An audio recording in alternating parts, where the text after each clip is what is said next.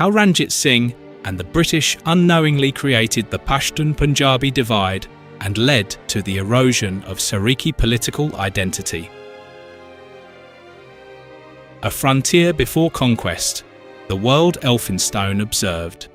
When Mountstuart Elphinstone's mission departed Delhi in October 1808, its members were among the first outside observers to traverse the corridor from Hindustan to the Afghan frontier before Sikh, and subsequently British, conquest would permanently reorganise the region's political geography. Their diaries and reports therefore provide an unusually clean baseline, a record of how the region's peoples described and viewed themselves and others. Crucially, Punjab appears throughout Elphinstone's book as a geographic term, the plain between the Indus tributaries, not as a slur or a marker of hostility. The word carried no negative charge in his usage. It named a place, much as Damon or Kashmir did. The political charge that would later attach itself to Punjabi as a name for an occupying outsider was not yet there. That charge had to be built, and built separately from the racial ethnographic project by conquest and administration rather than by travel writing alone.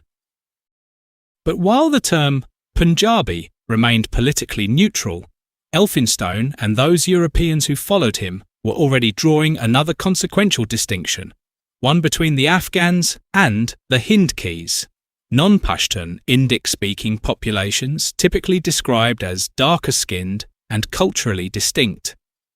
Elphinstone's classifications, based on physical appearance and ancestry, shaped British policy for decades. By separating the supposedly purer, fairer Pashtuns from mixed, darker groups, administrators used these categories to predict loyalties, assess martial qualities, and practice indirect rule. The Hindki was not simply a linguistic label. It slowly became a proxy for a whole cluster of assumed traits: softness, mixture, unsuitability for military recruitment set against the assumed hardiness and purity of the Pashtun hill tribes. This racial template, laid down in the earliest years of contact, provided a ready-made hierarchy into which the later political antagonism could be poured. The foundational gaze, Mountstuart Elphinstone. Mountstuart Elphinstone's An Account of the Kingdom of Caubul, 1815, established the template for British ethnographic observation of the region. As ambassador to the Afghan court in 1808, Elphinstone paid close attention to the physical appearance of Pashtun tribes. He repeatedly noted the lighter complexions of certain nomadic groups, comparing them favourably to the peoples of India. For Elphinstone and his contemporaries, lighter skin marked racial distinction, positioning Pashtuns closer to Europeans in emerging racial hierarchies. This was not incidental description.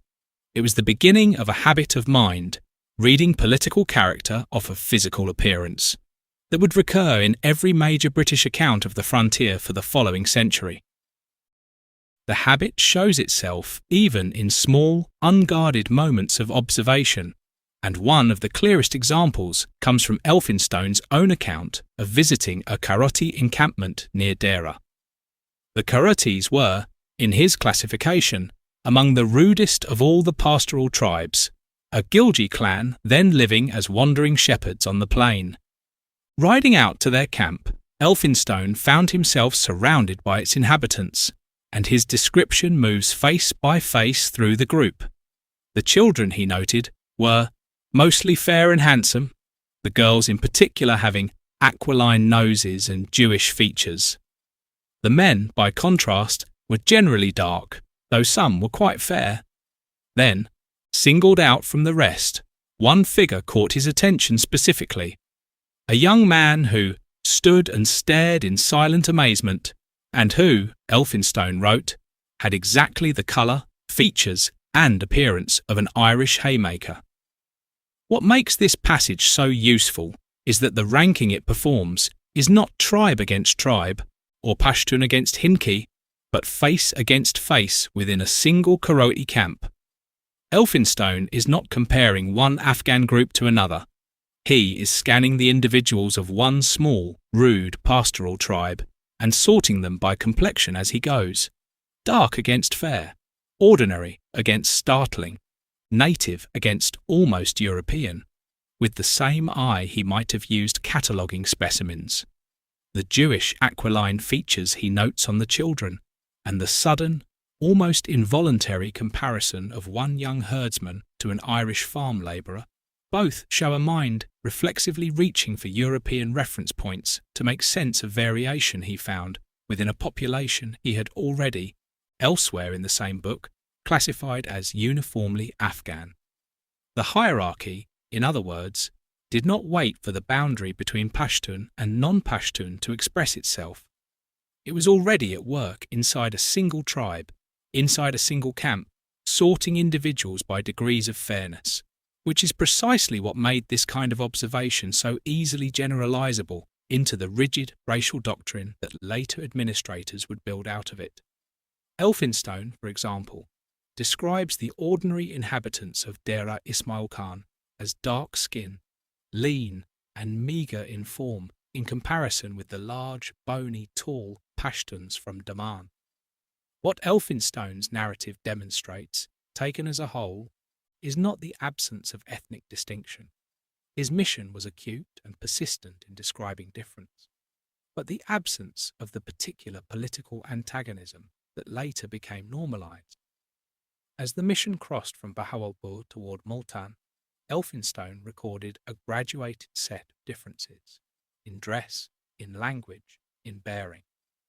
He noted that the inhabitants of the Bahawalpur tract were strong, dark, harsh-featured, wore long hair and beards, dressed and spoke unlike the Hindustani attendants who accompanied him, and that the better sort wore the dress and affected the manners of Persia. At Multan itself, he found a governor of Afghan Sadazai descent who had been settled there so long that he had lost most of the characteristics of his nation. A telling detail, since it shows ethnic identity in this world was understood as something that could fade with settlement and time, not as a fixed essential marker of political loyalty.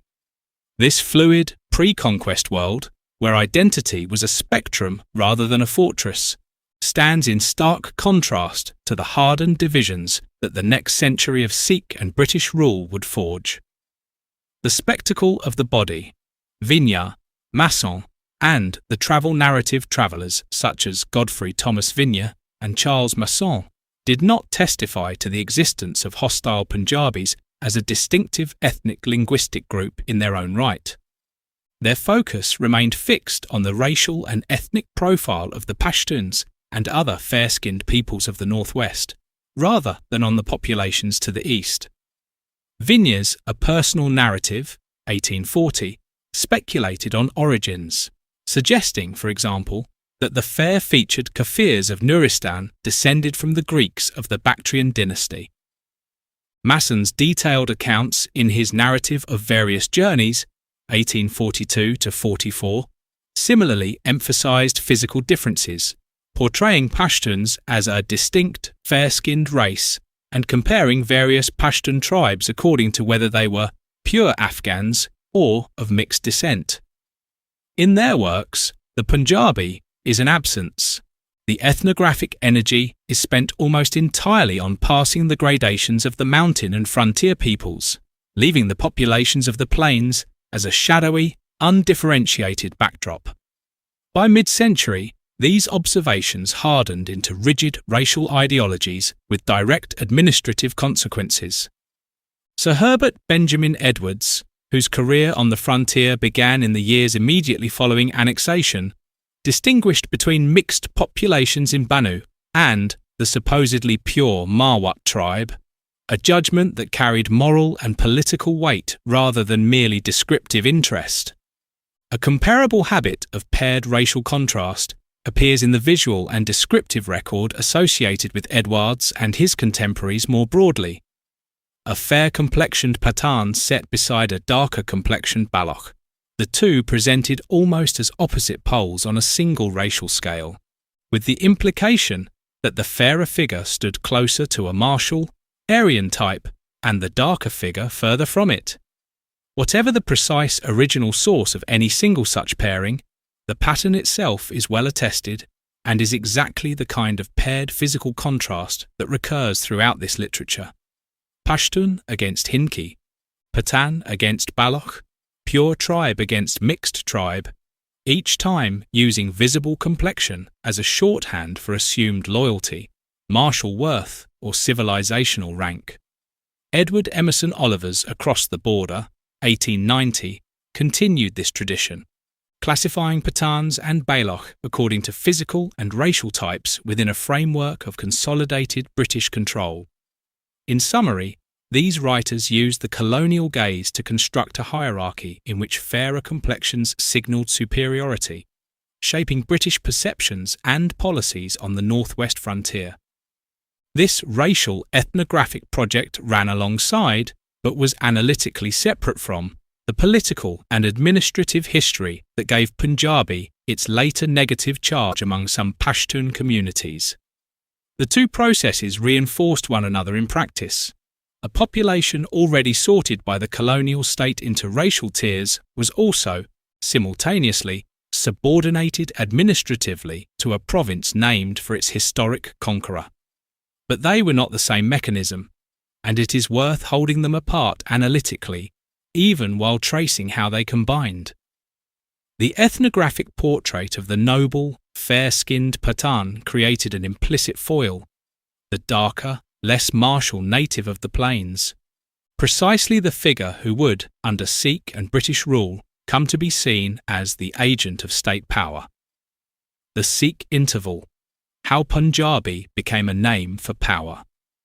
The building of the political charge began with conquest, and the conquest had a name and a chronology. Maharaja Ranjit Singh, the founder of the Sikh Empire, was the first ruler in 1,000 years to successfully invade the territories of the Pashtuns and Afghans, the traditional conquerors of the Punjab. His absorption of the Trans-Indus and Derajat tracts was not a single event, but a decade-and-a-half process of tribute, raid, and eventual annexation. For the first time in a millennium, Pashtun territories were ruled by non-Muslims from the east.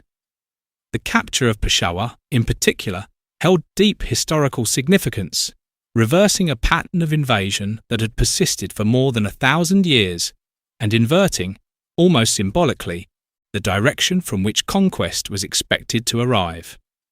This geopolitical reversal was the raw material from which a new political identity was forged.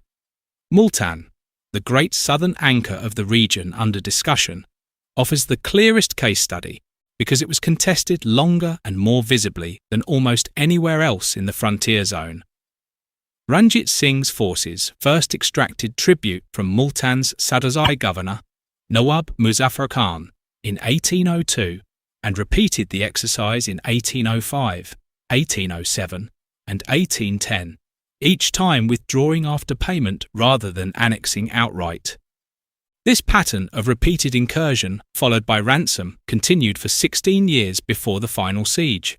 When the Sikh army returned in 1818 under Karak Singh and the artillery commander Mr. Dewan Chand, the outcome was different.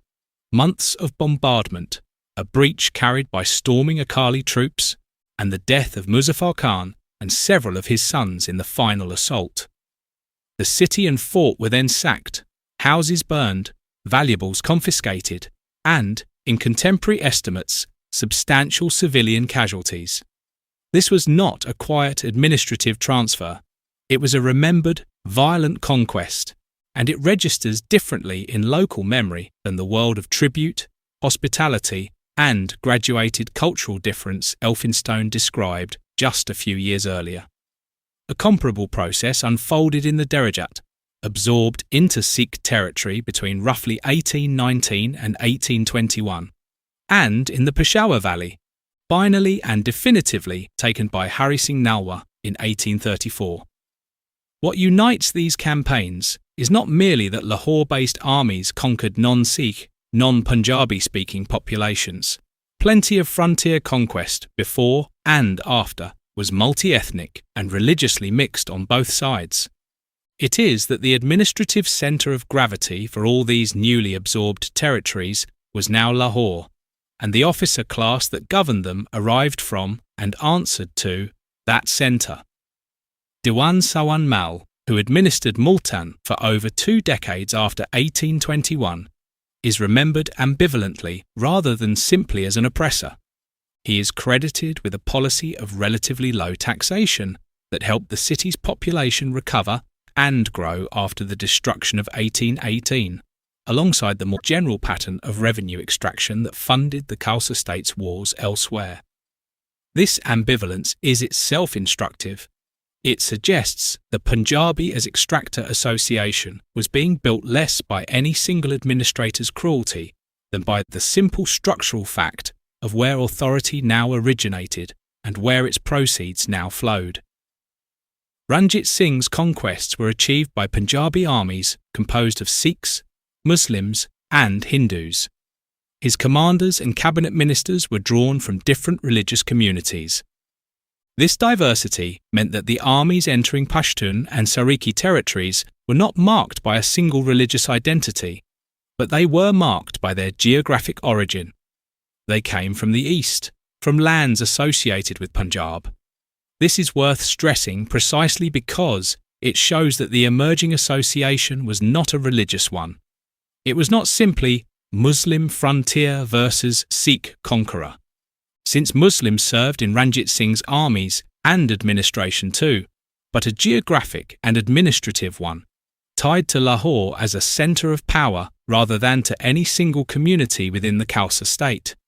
It is this structural fact, not a folk memory of ancient hatred, but a lived experience of where soldiers, tax collectors, and governors came from during a specific and violent period of conquest, that plausibly represents the first stage in Punjabi acquiring a negative political connotation among some sections of the frontier population.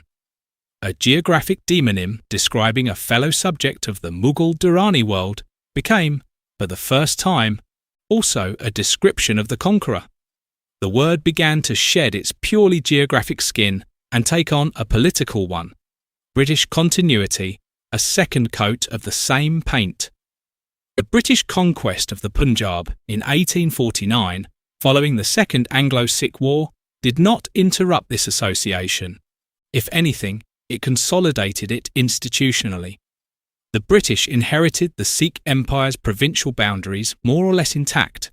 The Derajat, Peshawar, and the frontier tracts were absorbed into the administrative unit that continued to be called Punjab, governed from Lahore, staffed increasingly by the Punjab School of British Frontier Administrators, and later garrisoned and recruited along lines that reinforced Punjab as the administrative and military centre of gravity for the entire northwest.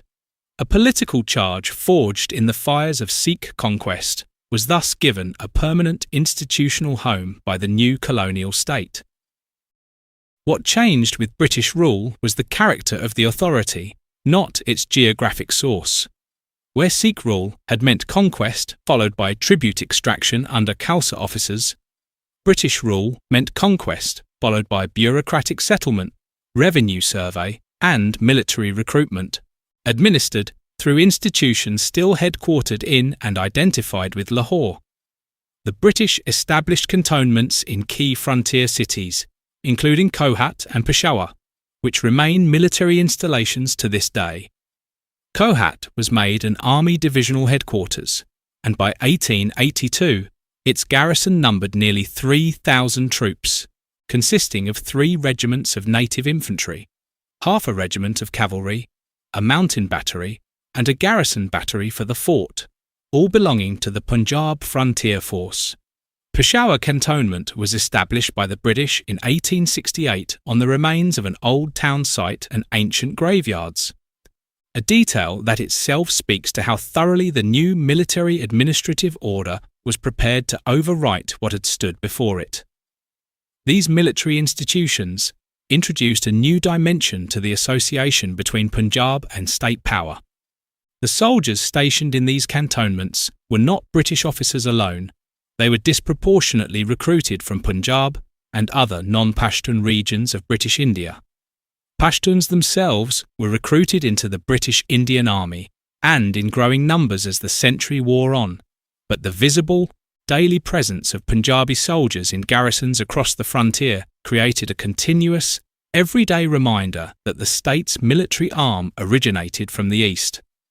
For a Pashtun cultivator, or a Derajat tribesman encountering the colonial state, in the revenue office, in the recruiting sergeant, in the courts, the immediate face of government continued to be one that was institutionally and disproportionately ethnically Punjabi, even though ultimate sovereignty now lay in London and Calcutta. The Sikh-era association was not undone by the change of ultimate rulers. It was given a second, longer institutional life under a different flag. This military presence was not passive, and it was not received passively either. The cantonments in Kohat, Peshawar, and elsewhere were sites of interaction, sometimes violent, between local populations and the Punjabi majority soldiers garrisoned there. Reports from Kohat document attacks on British cantonments by local raiders in 1920 and 1923, incidents that underscored the ongoing tension between the frontier population and the East Origin military presence stationed in its midst. The presence of Punjabi troops from the Punjab Frontier Force in garrisons across the Pashtun majority areas created an everyday lived experience of occupation that reinforced the association between political subordination and Punjabi identity, layering a modern, uniformed, barracked version of the same structural fact, power arriving from Lahore, onto the memory of Sikh conquest that had come before it. The Southern story, how Multan stopped being itself. The Saraiki case is best understood as a parallel but distinct outcome of the very same two-stage process: Sikh absorption followed by British administrative continuity, with a linguistic dimension layered on top that makes its trajectory instructively different from the Pashtun case. Where the Pashtun experience produced an antagonistic divide, the Saraiki experience produced a slow administrative erasure. Before either conquest, the Multan Derajat Bahawalpur belt possessed a long and distinct political history, visible even in Elphinstone's account. Multan appears there as a walled city with its own governor, its own troops, its own diplomatic relationship to the Caubul court, entirely separate from the Punjab as a term of reference.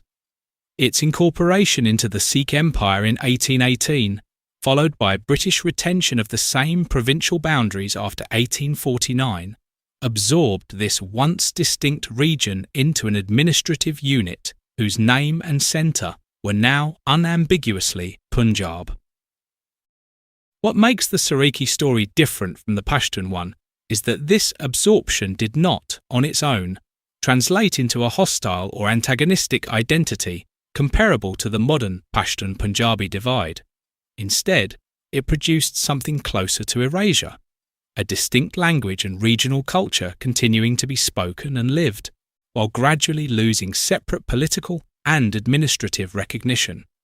Here, the linguistic history is unexpectedly the more decisive mechanism, and it runs in a direction that reverses a common assumption. It is tempting to assume that colonial linguistics did the flattening, that British ethnographers looked at Saraiki Multani speech and simply filed it under Punjabi for administrative convenience. The actual record shows almost the opposite. George Abraham Grierson, compiling the monumental Linguistic Survey of India between 1903 and 1928, deliberately classified the Western Indus Valley dialects, including Multani and what would later be called Saraiki, under a separate label, Landa, precisely in order to distinguish them from what he called Punjabi proper, the dialects of the central and eastern districts around Lahore and Amritsar. Grierson grouped Landa alongside Sindhi rather than with Eastern Punjabi, treating it as its own branch of the Indo-Aryan family. If anything, colonial linguistic scholarship preserved and formalised the distinctiveness of the Multani Saraiki tongue at exactly the moment administrative geography was erasing its political separateness.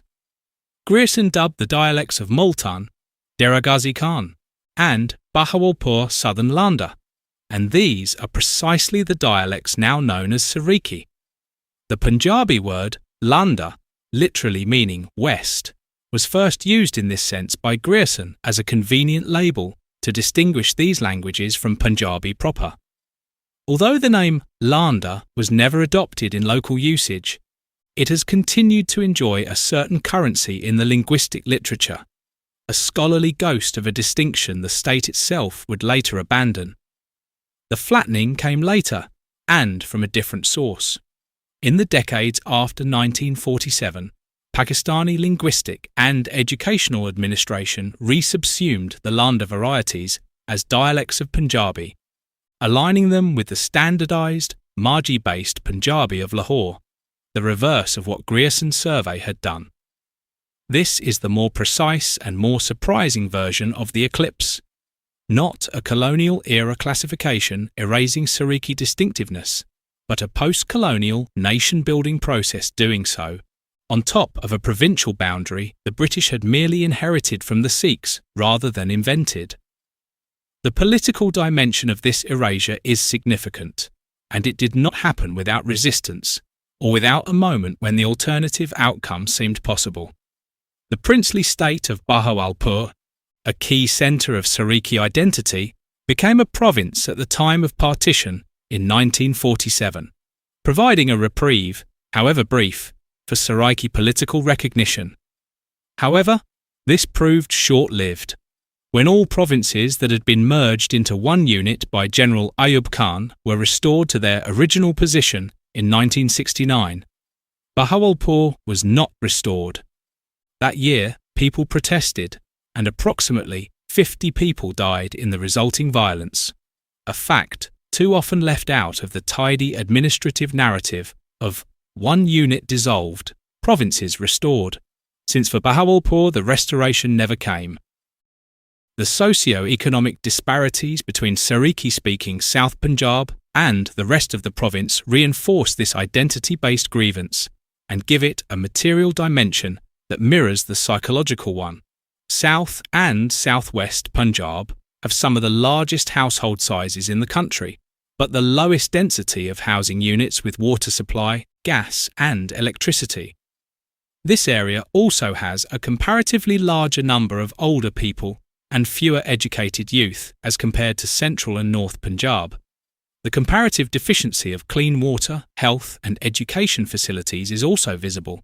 Analysis of 3 years of civil service recruitment data from 2009 to 2011 indicated that on average just 4 or 5 Saraiki speakers were selected during this period, a strikingly small number for a linguistic community of its size, and one that speaks to how thoroughly administrative recognition, once lost, can compound itself into ongoing structural disadvantage.